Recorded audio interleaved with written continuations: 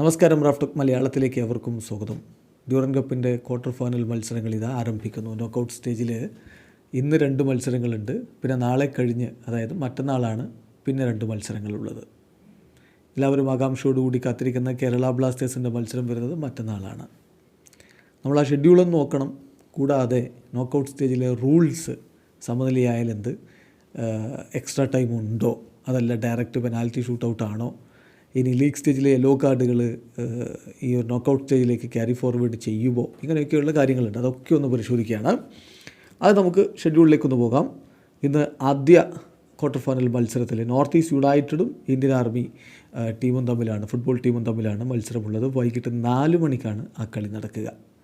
പിന്നെ രാത്രി 7 മണിക്കാണ് അടുത്ത മത്സരം വരുന്നത്. ഷില്ലോങ് ലജോങ്ങും ഈസ്റ്റ് ബംഗാളും തമ്മിലാണ് 2ാം ക്വാർട്ടർ ഫൈനൽ മത്സരം. അതിനുശേഷം 3ാം ക്വാർട്ടർ ഫൈനൽ മത്സരം വരുന്നത് 23-ാം തീയതി വൈകിട്ട് 4 മണിക്ക് മോഹൻ ബഗാൻ സൂപ്പർ ജയൻസും പഞ്ചാബ് എഫ് സിയും തമ്മിലാണ് ആ കളി. കേരള ബ്ലാസ്റ്റേഴ്സിൻ്റെ നമ്മളൊക്കെ കാത്തിരിക്കുന്ന മത്സരം വരുന്നത് 23-ാം തീയതി രാത്രി 7 മണിക്ക് ബംഗളൂരു എഫ് സിയുമായിട്ടാണ്. മത്സരങ്ങൾ നമുക്ക് സോണി ലൈവായിട്ട് കാണാൻ കഴിയും.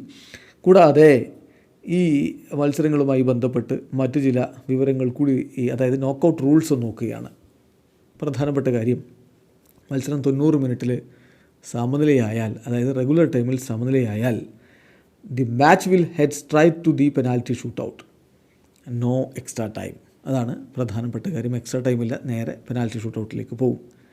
ഇനി ലീഗ് സ്റ്റേജിലെ യെല്ലോ കാർഡ്സ് അത് നോക്കൗട്ട് സ്റ്റേജിലേക്ക് ക്യാരി ഫോർവേഡ് ചെയ്യില്ല.